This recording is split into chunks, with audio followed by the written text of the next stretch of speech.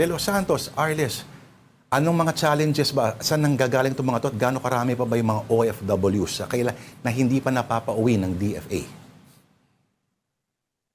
Lord at Danin, sa kabuang bilangan ay nasa 2.5 million na mga overseas Filipino workers ang ngayon ay nananatili sa Middle East, kung saan nga ngayon ay nagpapatuloy pa din ang hidwaan sa pagitan ng US, Israel at Iran, at syempre yung iba pang mga bansa na nakararanas din ng pambobomba mula sa mga bansang nabanggit.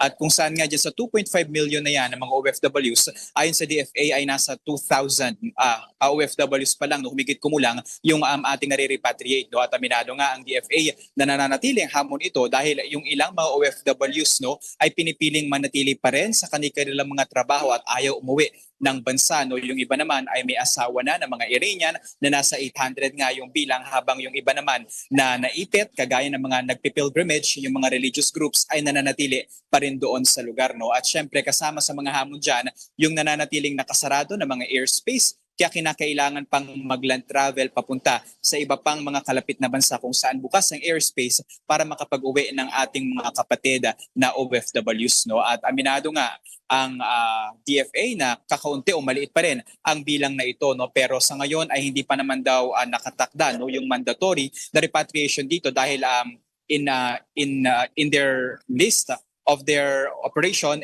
alert level 4 pa nagsasagawa ng mandatory na repatriation, at ngayon ay nasa alert level 2 pa lamang daw ito. Oo, Arles, alam mo, sabi nila, pag in-estimate mo raw, per ulo na OFW, nasa 150,000 daw yung gastos. Including to repatriate. Transpo. Tapos yung, pag hanggang dito pa, yung konting parang pocket money, etc. Pero mukhang pag kinumpute daw nila, magtuloy-tuloy na yung mga pag-uwi, Arles, saan daw ba kukuha ng pondo? Kasi may budget gap yata sila tinatawag daw, At saan sila, possible funding sources kung papatuloy pa to? Lord, hindi lang natin alam kung ano yung Senate resolution number, pero merong either of the two houses yung nag-approve nga na dagdagan yung pondo ng DFA at ng DMW para nga mas ma-accommodate pa yung ating mga kapatid na nais magpa-repatriate pabalik sa bansa, na ang DFA of course on their position ay willingly naman itong tatanggapin para nga masigurado na ligtas yung ating mga kapatid na overseas Filipino workers, yung mga lumipad para maging turista doon at syempre pabalik ng bansa para masiguro nga yung kaligtasan ng mga ito. Sa ngayon, aabangan pa rin natin kung ano pa yung mga updates, pero at least doon sa posisyon naman ng DMW, kung bumalik ang ating mga OFWs dito sa Pilipinas, ay handa naman na magbigay ng mga livelihood assistance sa mga ito, at syempre yung upskilling ng kanilang mga, of course, yung kanilang mga tinatrabaho para it's either makahanap ng ibang mga trabaho sa ibang mga bansa o mas mapataas pa yung employability rate nito. Arles, pag nakakausap mo tong mga OFWs, what is their sentiment on how the DFA, the DMW, even the OWA are helping them? Because we had earlier reports during a few weeks ago na parang ang hirap tawagan ng hotlines. There was even this issue na nauna silang kumuha ng emergency exit from the country, diba? Before letting the OFWs repatriate. Is this situation improved? Are people happy with the way this is being handled? And meron na ba silang security na makakaalis sila kung gusto man? Sinusungitan pa nga rin iba.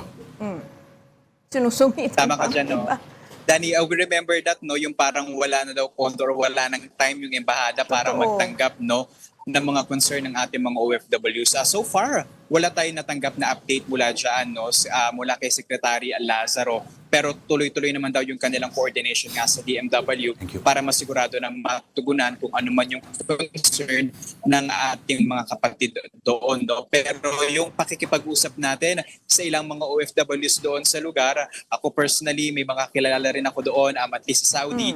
Meron tayo doon nakausap na isang nagtatrabaho doon sa airport na kung saan out of nowhere may bumagsak na missile, nagkaroon ng pagsabog, and then of course nag-stop sila sa kanilang trabaho, and then just hours later year, balik trabaho na sila, no? And when I asked kung willing ba sila na bumalik sa bansa, they said malaki yung kinikita nila doon at hamon pa rin kung paano yung kikitain dito sa Pilipinas. Kaya they chose to stay doon, no? And then on the earlier parts and times nga nitong crisis doon sa Middle East, nakakakita tayo ng mga post online na yung iba hindi pa rin natatouch or aabisuhan sa magiging repatriation process nga sa kanila.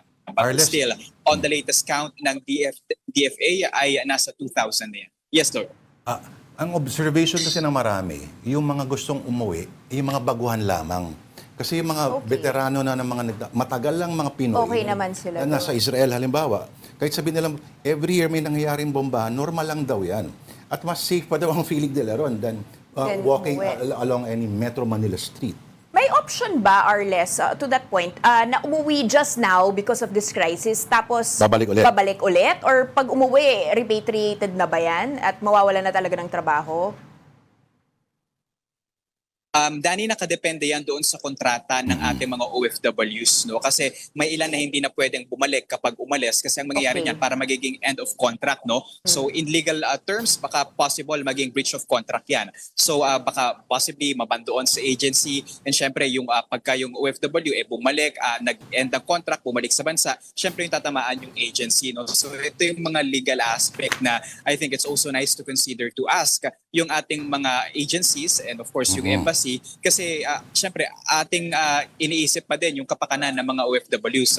Hindi naman madaling kitain yung kinikita doon. Yung iba nasa 150,000 nagre-range, no? And yung iba naman hindi rin basta-basta makauwi dahil may mga agency kasi, Dani, no, na parang sila muna yung nagpapaluwal doon sa pondo at placement fee ng ating mga kapatid na OFWs, and then habang kumikita na yung ating mga OFWs ay little by little ibinabawas doon sa kanilang sahod. So medyo komplikado yung usapin na yan, in a way.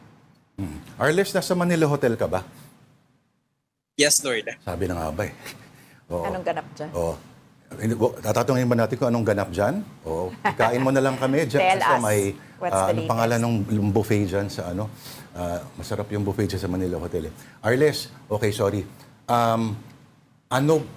Marami pa ba kunyari ang halimbawa, no? Yung mga undocumented, yung mga pumasok ng illegal, marami pang, I'm sure, no? Itong mga napauwi, ito yung may mga malinis lang sa nalistahan, pero I'm sure marami pang mga may problema sa documentation. Ay, kasama yan, Lord, doon sa mga hindi pa natin nakukuhanan ng information kay DFA Secretary Lazaro, no? Pero mariin naman yung kanyang paalala sa ating mga kapatid na OFWs kung maaari ay sundin at galangin yung mga batas at syempre, no, yung mga rules ng kanilang host countries para nga hindi magkaroon ng